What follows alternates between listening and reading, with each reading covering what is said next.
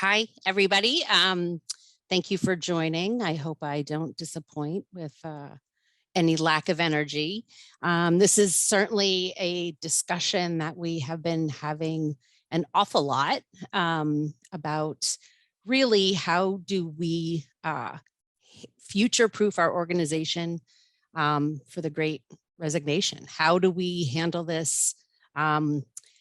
It's been in the news, it's been talked about. How do we turn the Great Resignation into the to the Great Retention? And as Kevin said, I was recently on a panel put on by the Philadelphia Business Journal, the State of Economics in Philadelphia area, where the panel of us, there was economists, search people, and also somebody from a really large organization, where we talked about how companies are adapting to the Great Resignation. And, I'm like really tired of saying the Great Resignation, and people have renamed it the Big Quit, the Reshuffle, the Reinvention, Reorganization. I'm going to talk today primarily about Redefine. And I think that that's sort of a theme that we'll have throughout this discussion. And I hope that we start to reframe the discussion, not in terms of all the problems, but what is it that we can do differently. And this is kind of a scenario that is not uncommon to most of us, that people have left the workplace. It is overwhelmingly data supported that I believe it's 20% of the workforce has walked out, left in 2021. We've spent an awful lot of time thinking about what our lives are about, and wanting to have more meaning, or conversely, having new challenges put on us, stay-at-home moms, haven't been able to work, etc. Lots of different challenges that are facing us in the workplace. And so, state of affairs, just like COVID hasn't gone away, this problem of people leaving hasn't gone away. And what I thought was fascinating when I was saying this, the Great Resignation even has its own wiki page. So it is really certainly not just a trend and not just a fad. The reality of our situation is this is a longer term issue. We're rolling into the second year of this. It caught a lot of us by surprise. Now we've been talking about it. Workers are tired. As you've lost employees and you've been running shorthanded, your workers are tired. We're talking a lot about worker burnout. The stress of our current state of affairs with COVID still persisting is a challenge. It's a challenge for workers, and it's a challenge for leaders. It's a challenge for everybody to be thinking about doing things differently and perhaps shorthandedly. I think this is a real important time as individuals are spending a lot of time with introspection and reassessment. We do that with our businesses as well. And we do that with how we do things. And it's complex. It's not the same solution for every organization, but there are significant opportunities for success, which we'll look at today, I hope. I hope that this is, if some of you have been on more than one webinar trying to learn things about this topic and get sort of creative juices flowing, I hope this does not disappoint with some of the data and some of the ideas that we provide to you. So, one of the other things that is causing a lot of stress with leaders is that 75% of executives say that this current situation, this Great Resignation, has impacted their financial stability, right? So this is a significant problem for organizations, and truly not just a problem for HR. We're going to take a deeper dive into this reality by looking at some data, strategies, and then ideas of support. So with respect to data, for those of you who are MEA members, most of you probably know I'm our predictive index consultant here. Predictive index works with about 8,000, 8,500 mid-market businesses. So we have a great cache of mid-market data. And in November of 2021, they surveyed about 326 mid-market executives to talk about, sort of what is their state of talent? What is the state of things? And there were two very overwhelming consistencies in this report, that the number one driver of attrition is inflexibility, and that companies who have figured out how to prioritize employee experience are those companies it is the best way to retain employees. So before we start saying, flexibility, I can't do that. I cannot do that. I never could do that. I have a daughter who's a gymnast. I don't think she can do that. And part of this is that flexibility, it's not the same thing for everyone. 32% of the respondents of this survey indicated that a lack of flexibility in work hours or options were the number one reason that people left their workplace. Now, your business, every business has a different reality for workplace hours and operations, right? So many of the organizations who are manufacturing, who have been considered essential workers, they haven't been able to work from home. Many have had to keep factories running, manufacturing operations running, customer service operations running, in person, but other workers have been home. That's a big challenge as well. Feels like you're treating people differently, right? So work hours, it means something unique for every business. And the idea of flexibility is also unique to every person. So when we talk about redefining options, there's not just, I really want to convey that this is more than just work from home, right? Or remote opportunity. What we have here are the opportunity to really redefine what options are. Is it hybrid? Is it remote? Do we have people working in other states? Are we going to be in office? I know a lot of businesses who are still in office. Is 9 to 5 something we need to do, or 8 to 5, or whatever normal business working hours are, normal hours are? Truly, the craziest time in my household is between 3 and 5. And, it's oftentimes that I get people where they need to be. And then at 5 o'clock, I sit down and do a little bit more. Is that something that is going to be appealing? And I think that one of the most important takeaways from this idea of options is it's unique for every business and every person. And flexibility truly means something different to everyone. And here we have the opportunity to redefine this for your team. And what I've heard and where I've worked with clients and other members is, when we're thinking about doing things differently, it's how we can achieve this. This is really the time that we have to remove. That's how we do it here, right? I can't offer you that because I can't offer it to everyone, right? Those are things we say as well. That's just the way it is. And why should I do that for you? These are kinds of comments that people hear and say, forget it.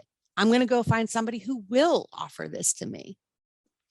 And so I don't know if you've had the opportunity to Google, just the term, the Great Resignation. There's actually a website where people post comments about their horrible employers.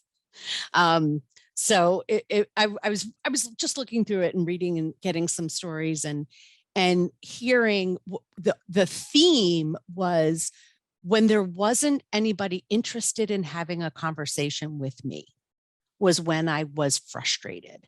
And when I said, I'm going to go find something else. So I think that that's a real big takeaway, is the option here for removing those barriers to discussion and really focusing on communicating. I think stay interviews are probably one of the most important things we can be doing right now. Exit interviews are a little too late, right? Our stay interviews are had with our top employees, our high performers. What is it that keeps you here? What is it that would make you leave? And we're not getting this information anonymously like you do in an employee experience survey. You're getting it one-on-one, and you're really having that conversation. You're really having the dialogue about what is it? What is it about our organization, our place, our style, our leadership, our organization, what we do here that is keeping you here, or what could we do better? These are not conversations we're always used to having, but it is something that people are requiring in our environment. Additional drivers of attrition, lack of development opportunities. And this is something we have been talking about forever, about how employees want their employer to take an interest in them. It's not just about the work, it's about how am I going to develop and learn as a person? Stress and burnout, again, part of the problem of this is we see it. We see our employees sort of melting down. I feel like I see it in myself all the time, but I self-talk myself out and dig out. Don't worry, I won't lose it on this webinar. Lack of belief in the leadership team. That's another problem that people say, I'm out. I don't feel like this leadership team I believe in their values, right? So, or maybe I don't even know what they are. How much is your leadership team in front of your employees? And physical health. Some people have just really needed to take care of themselves and, focus on themselves and their health first. So some house cleaning. I don't know why I called this house cleaning, but I thought it was an opportunity to sort of look under the covers and how do we develop people? What are you doing? Right. And if you haven't had this conversation in your leadership meetings, in your strategy meetings, in your budget meetings, this is something that has to be talked about. How do we develop people? Having these conversations isn't easy. If you don't know how to have those conversations, we need to develop our people to teach them how. Right? We need to take people in and bring them in an organization with a plan to grow them. It doesn't always mean into a management role. How often are we checking in on people, right? Other than for work status. How much are we saying, how you doing, right? How are things? We know what's going on with our employees. Most employees have some level of comfort or talking. You don't need to ask about private and personal things, but when you take the time to really just ask somebody, it's a really powerful way to connect.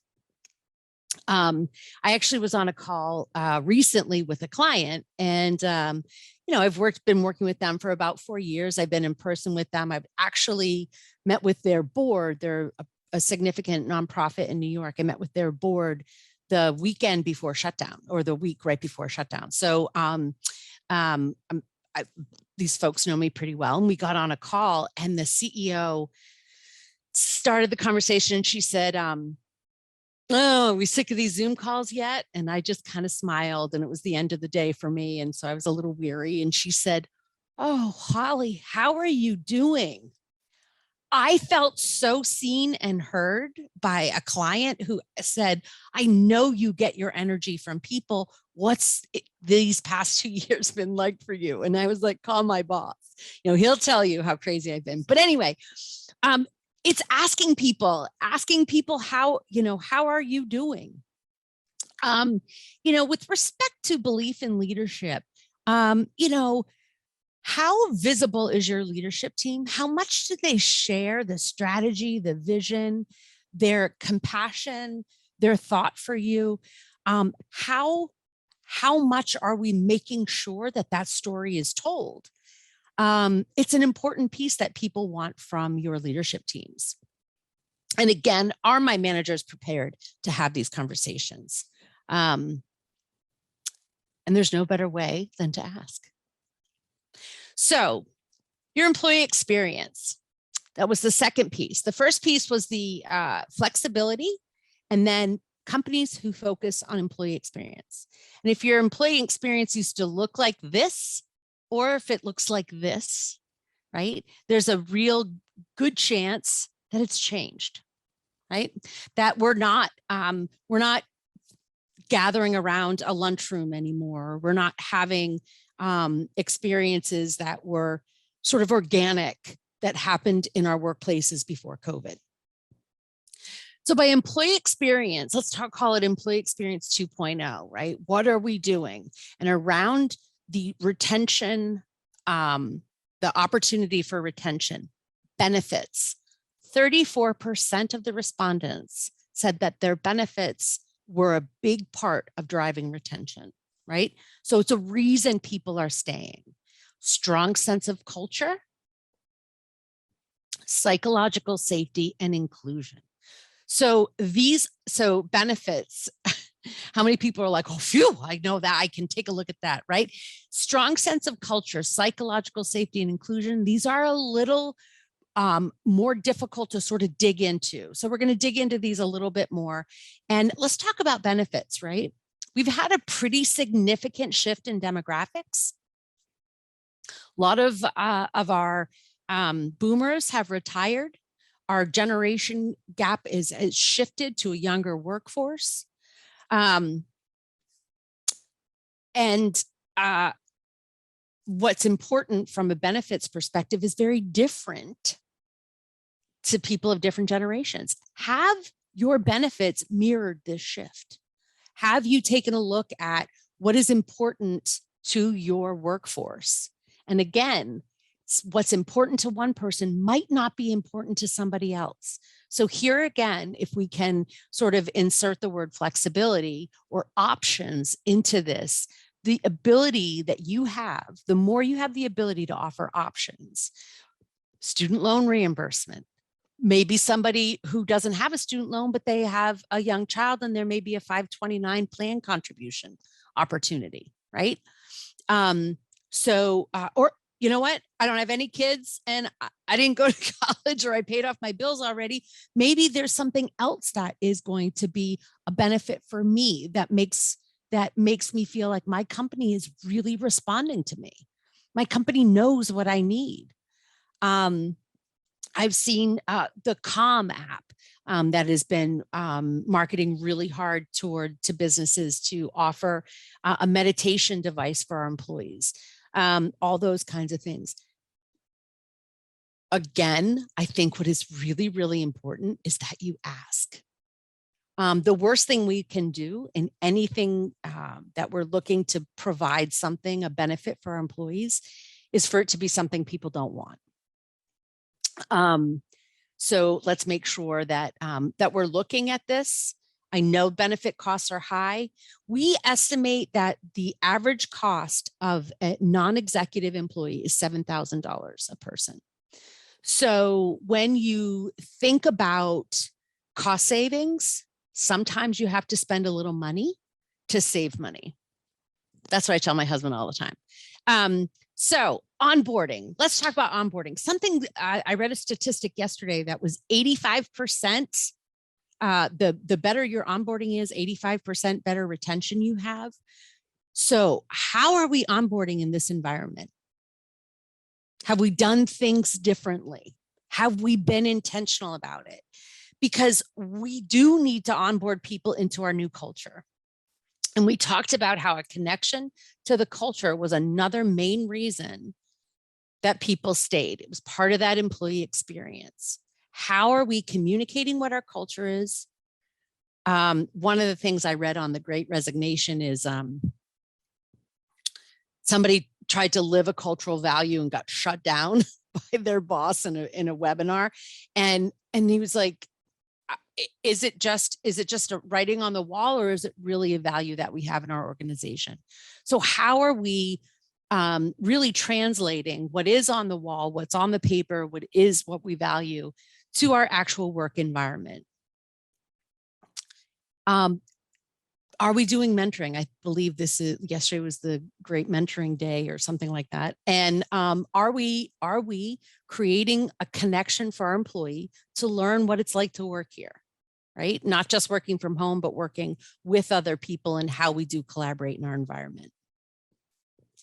think it's a real opportunity to shift from telling people exactly what we do to listening and responding, and really helping empower maybe some of your employees who are long-term employees who really do espouse and are direct sort of culture sort of cheerleaders for your organization. I didn't mean to say cheerleader, but somebody who really emulates the culture of your organization. Listen to that person, have that person elevate that person's voice. And if you don't know what your culture is, if you don't have it defined, it's very important that you do, that it's very intentional, and it is an investment into how you treat your people and how you work as an organization. So psychological safety, we've also talked about this a lot in the past couple of years. It is really the opportunity to be supportive as an environment and asking for help. And it is, I found this this definition, flourish without fear of retribution for mistakes or setbacks, promoting vulnerability and fellowship among team members. Having the ability to say, I don't understand. Can you explain that to me? I don't know how to do this. And, you know, we may think as leaders in organizations, we may think, oh yeah, everybody has the opportunity to do that. How often do you ever do that? You need to set the example and be intentional that sometimes it's okay to say, I don't know what that is. And really promoting the opportunity for somebody who maybe works for you to explain something to you. And I'm not saying be phony about it. I'm saying be honest. And if somebody doesn't ask, I don't know what that means. If no one's heard it, then people are going to have a harder time saying it. And when somebody does ask and somebody does say, geez, I need support on this area. You've given me this to do. I don't know how to do this. The opportunity for you to not just get the help, but to applaud the fact that they went that extra mile. I think about my kids, right? I think about how, you know, when they ask for help around something, I absolutely get them the help, but I also want them to know how important I think it is that they had the courage to ask instead of being afraid that they were going to get in trouble. Not that I would be a crazy mother. Anyway, inclusion. This is the other topic that's not a fad. It's not going away. And inclusion will focus within the remote, within our remote environment. It's different, right? It's different because what ends up happening is we talk to people who we're comfortable with. Right? After a Zoom meeting, we chat with our friends. When we are having new people come into the relationship, new people coming into the organization, they don't have the history, they don't have the camaraderie established. We need to be thinking about intentionally connecting. This is something I don't think I do real well. And I've been thinking about actually making sure I work harder on, especially as we've hired some new people and wanting to connect with them, even in our organization, which is quite small. And inclusion goes more than just, you know, race, sex, age. It is around diversity of thought, diversity of, you know, just different people coming into your organization and making sure that every voice is heard. I don't know how I'm doing on time. Oh, I think I'm almost done.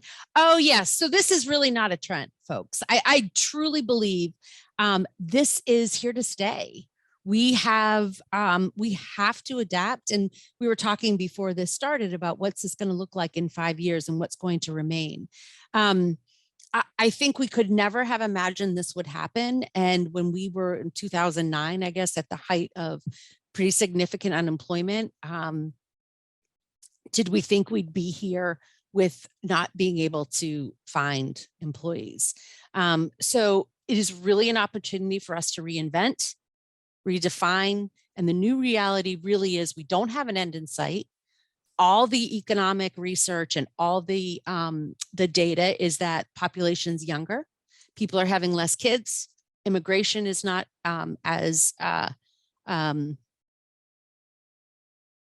we don't have as many people coming into the country right now. And so that means there's less of a workforce. And the panel I was on with the Philadelphia Business Journal, that's one of the things that economists talked about, was like, that's not a short-term problem. That's a long-term problem.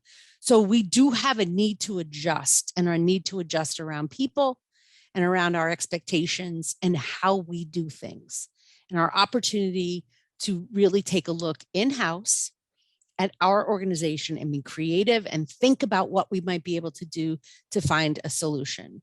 Tech companies have hackathons, and they are an all-night strategy session where you shoot out idea after idea after idea, and it's intentionally unorganized, but to create creativity and new ideas. Sometimes that's what we need to think about doing in our organization around people. What are some ideas? I know one company said, in order to offer their manufacturing employees options, they went to a 4-day work week with 2 shifts. So it was only a 4-day work week, and you had the option of shifts rather than one shift Monday through Friday, 7 to 3, right? Can we do things a different way and more creatively? And remember, really important, it's not to hear what somebody else did and do that. It's to think about what's going to work for your organization. MEA is here to support you and guide you along this journey, and to help with some of the thought process in doing that. I will be sending out to all of you a copy of the report that Predictive Index has done, and the data that I've derived from that. I appreciate the opportunity to speak with you, and thank you for listening. I'm looking at the comments right now. I see tons of people coming into the country. I think that I didn't mean to be political at all, but there is less legal immigration into the country at this time. So that means less workers in the workforce.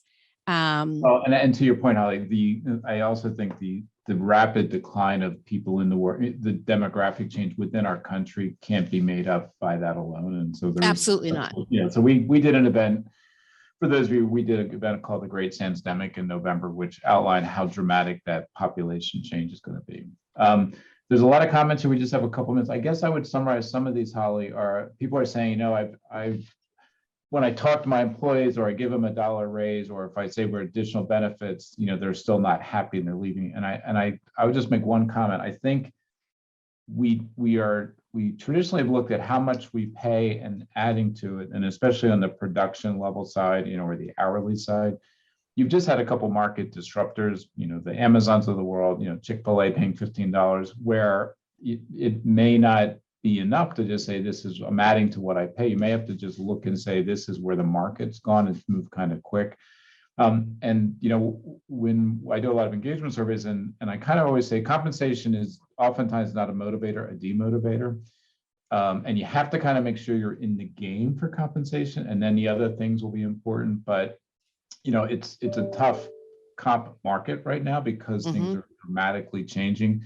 I do think the things that Holly's saying which is get feedback, listen, stay interviews, and that type of thing are important to begin the dialogue, because employees have to believe you're listening to them, and I think you first have to begin that process with them in some way to make sure that they understand they're being heard. I think the other point, the generational thing is leading to more of a cafeteria approach to benefits, just like you're saying. Again, we've seen that, and it was interesting because one of our partners is in the nutrition space, and they said, we used to want to try to get a whole company doing something, but now we're like, if 15% use a service, that's good, because for those 15%, that's meaningful. But there might be something meaningful to 30% of other employees that you have to think about. So you just can't do a one size fits all, which again is just makes this more complex, which is why I think, reinforcing what you said, it's important to keep asking employees what's important. How, that coaching and development is going to be, I think, a have to do, not a nice to do, and get a little bit tougher in the virtual world, but it pays off in the long term. We just posted into the community the question that Holly raised, which is, how do you define flexibility? Love for you, after this is done, to go in there, because I think flexibility is the number one thing that we're all going to have to figure out what that means to our organization. I think we'll put the link into the chat if you're a member and to go into that. And we'll also try to put a couple other things in there over the next couple of days, maybe a poll on some of the different tactics Holly talked about. So again, Holly, thank you very much. That was great. We will send that report out afterwards. And if you have any questions and want to talk directly to Holly, just type it in the chat and we'll pass along your information if you want to talk with her about that.